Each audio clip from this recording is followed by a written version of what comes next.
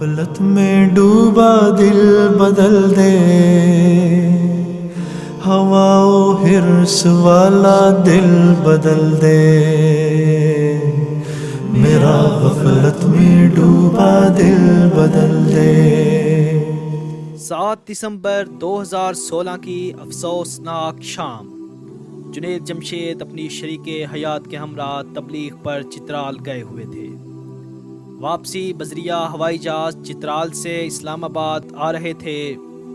ابھی 10 منٹ کا سفر باقی تھا، اسلام آباد کے ایئرپورٹ پر اترنا نصیب نہ ہوا۔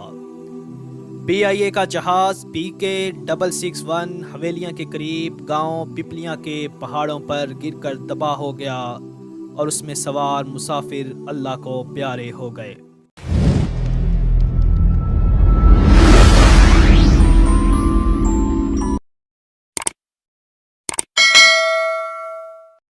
جنید جمشید کراچی کا باسی تھا۔ وہ 3 ستمبر 1964 کو کراچی میں پیدا ہوا۔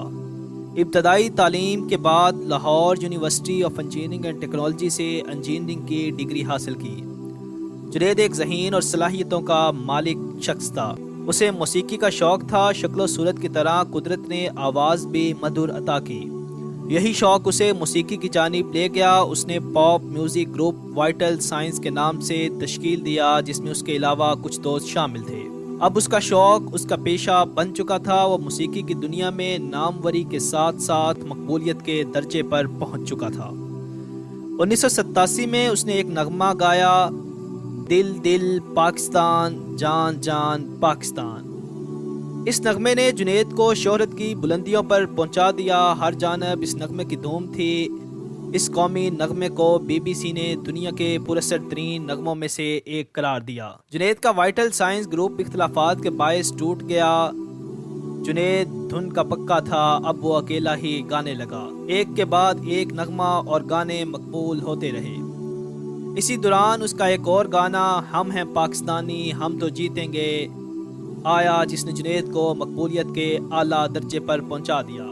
ہر میدان میں ہر طوفان میں ہر مشکل میں جیتیں گے، ہم ہیں پاکستانی ہم تو جیتیں گے، ہاں جیتیں گے، ہم ہیں پاکستانی۔ اس کا پہلا البم اس راہ پر جاری ہوا۔ سولو البم تنہائی 1995 میں جاری ہوا۔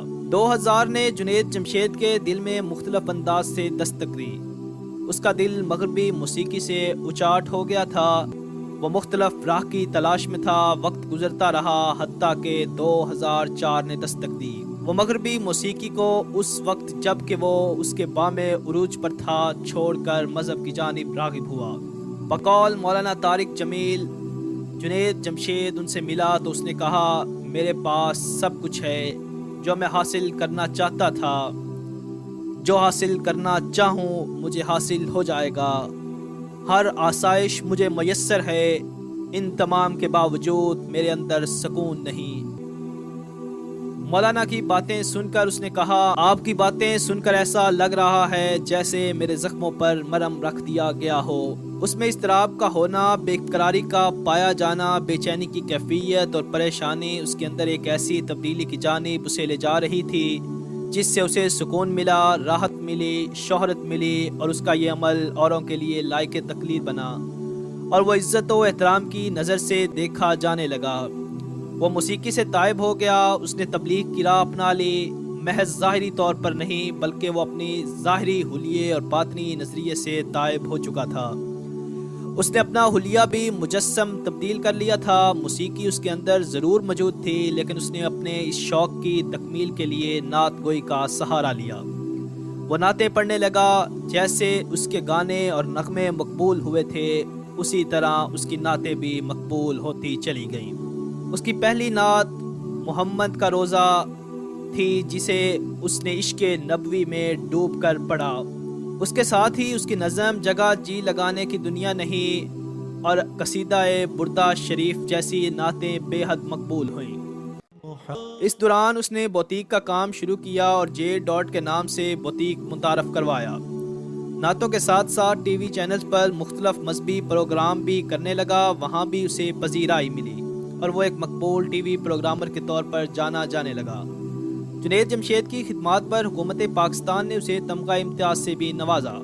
جنید جمشید کی نماز جنازہ کراچی میں ادا کی گئی۔ ان کی وصیت کے مطابق ان کی تدفین دارالعلوم کرنگی کراچی میں کی گئی۔